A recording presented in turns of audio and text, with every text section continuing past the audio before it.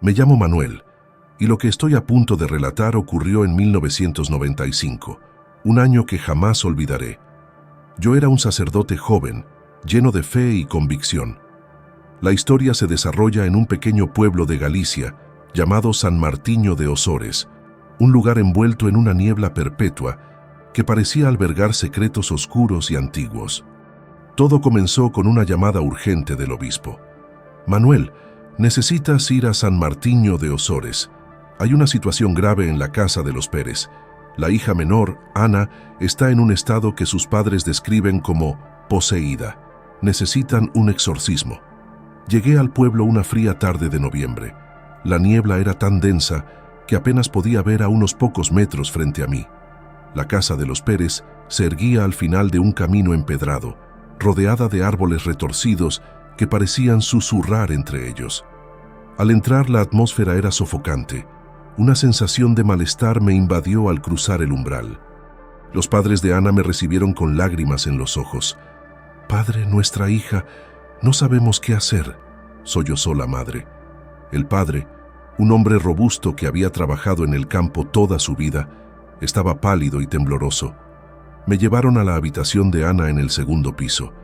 La habitación estaba oscura, las cortinas cerradas y un hedor nauseabundo impregnaba el aire.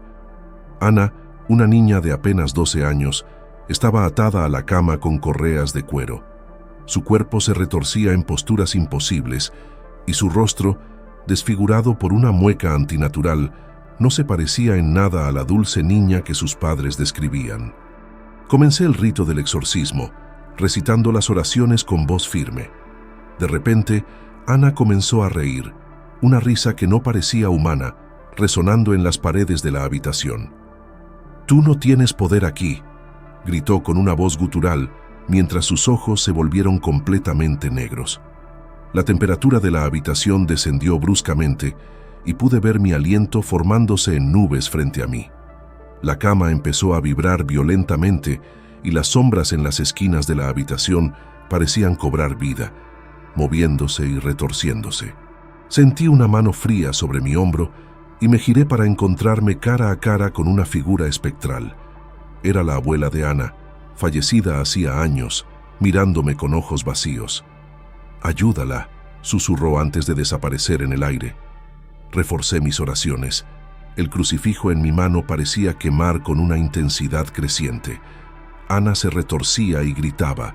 Su voz se multiplicaba, como si miles de almas condenadas gritaran a través de ella. De repente, todo quedó en silencio. Ana se desplomó en la cama, inerte. Me acerqué con cautela, rezando para que todo hubiera terminado.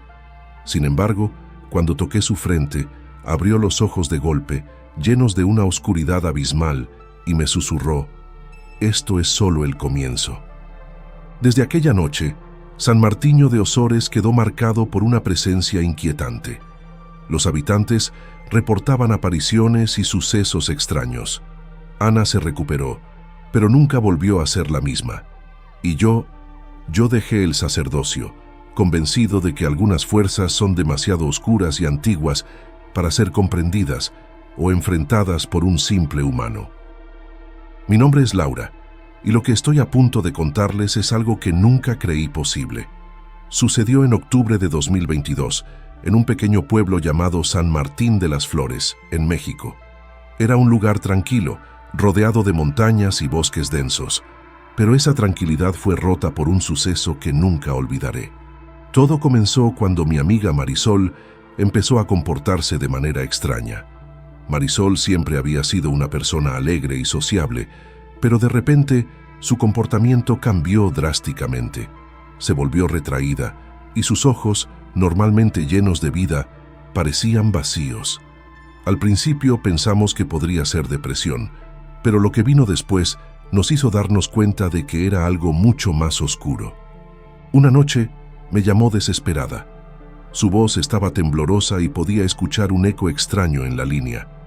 Me rogó que fuera a su casa de inmediato. Cuando llegué, la encontré acurrucada en una esquina de su sala, murmurando palabras ininteligibles. Las paredes de la habitación estaban cubiertas de símbolos extraños, escritos con algo que parecía ser sangre. «Laura, ayúdame», me dijo con una voz que no era la suya. Su tono era profundo, gutural, algo que jamás podría provenir de ella. Decidí que era momento de buscar ayuda. Recurrí al padre José, el párroco del pueblo, conocido por su sabiduría y su fe inquebrantable. Cuando le conté lo sucedido, me miró con una mezcla de preocupación y determinación. «Esto va más allá de lo natural, Laura», me dijo. «Necesitamos realizar un exorcismo». El padre José y yo nos dirigimos a la casa de Marisol al día siguiente. La atmósfera era opresiva, el aire pesado, casi irrespirable. Marisol estaba en su habitación, atada a la cama para evitar que se hiciera daño. Sus ojos estaban completamente negros y una sonrisa malévola distorsionaba su rostro. El padre José comenzó a recitar oraciones en latín, salpicando agua bendita en la habitación. Marisol gritó, un grito que no parecía humano.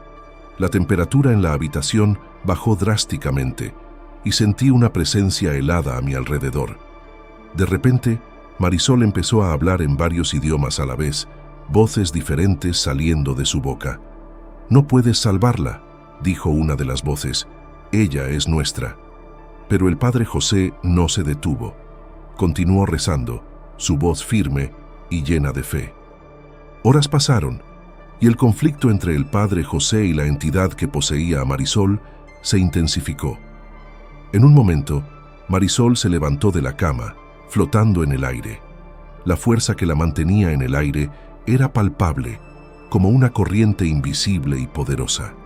Con cada palabra de la oración del padre José, Marisol se convulsionaba, gritando de dolor y rabia.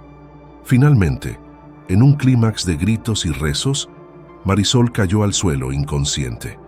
El padre José, agotado pero victorioso, se arrodilló a su lado, rezando en silencio. La habitación se llenó de una luz cálida y sentí una paz que no había sentido en mucho tiempo.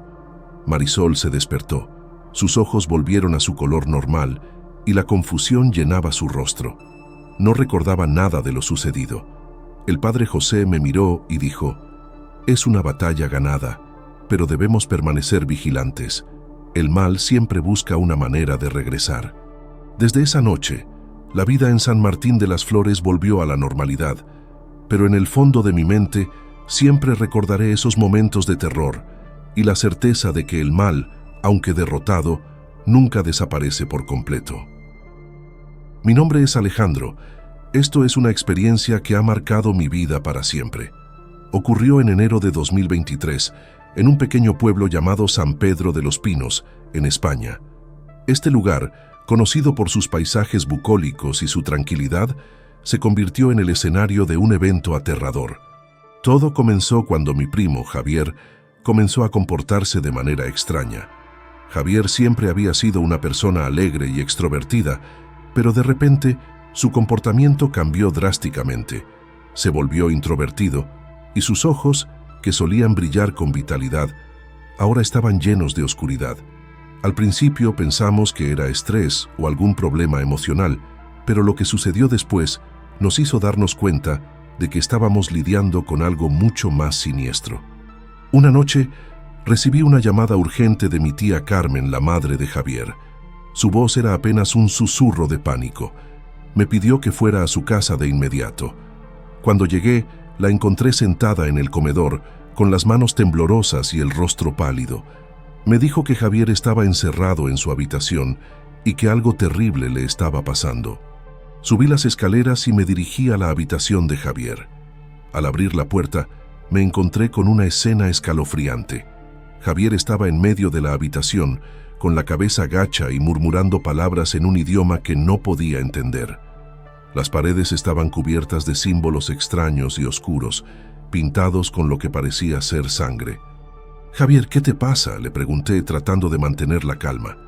Pero en lugar de responder, levantó la cabeza y me miró con unos ojos que no eran los suyos.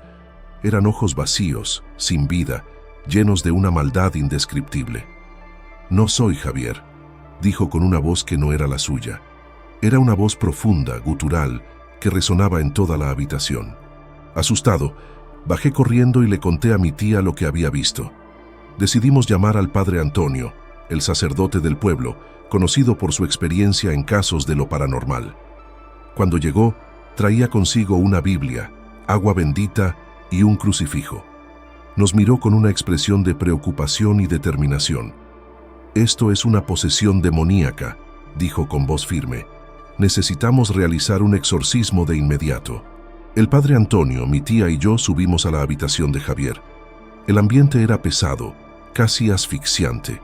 El padre Antonio comenzó a recitar oraciones en latín, salpicando agua bendita alrededor de la habitación. Javier, o lo que fuera que estaba dentro de él, comenzó a gritar y retorcerse de una manera que no parecía humana.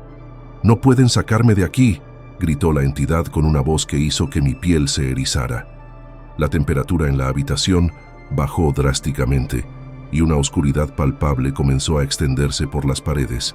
El padre Antonio no se dejó intimidar y continuó rezando, su voz llena de convicción. Javier se levantó de la cama, flotando en el aire, y las ventanas se abrieron de golpe, dejando entrar un viento helado que apagó todas las velas, excepto la que sostenía el sacerdote. Las palabras del padre Antonio parecían luchar contra una fuerza invisible y poderosa. En un momento, Javier empezó a hablar en diferentes lenguas, voces múltiples y discordantes saliendo de su boca al mismo tiempo. Era una cacofonía aterradora que parecía resonar en mi mente. El padre Antonio levantó el crucifijo y lo presionó contra la frente de Javier. Con un último grito ensordecedor, Javier cayó al suelo, inconsciente. La habitación se llenó de una calma sobrenatural y el aire volvió a sentirse respirable. Javier se despertó poco después, sus ojos volviendo a la normalidad, llenos de lágrimas y confusión. No recordaba nada de lo sucedido, solo sentía un gran cansancio y dolor en su cuerpo. El padre Antonio nos advirtió que aunque habíamos ganado esta batalla, debíamos seguir siendo vigilantes, pues el mal siempre busca una forma de regresar. Desde esa noche, la casa de mi tía Carmen quedó marcada por una sensación de inquietud. Javier, aunque recuperado, nunca volvió a ser el mismo, y todos nosotros quedamos con el recuerdo imborrable de que el mal existe y puede encontrarnos incluso en los lugares más inesperados.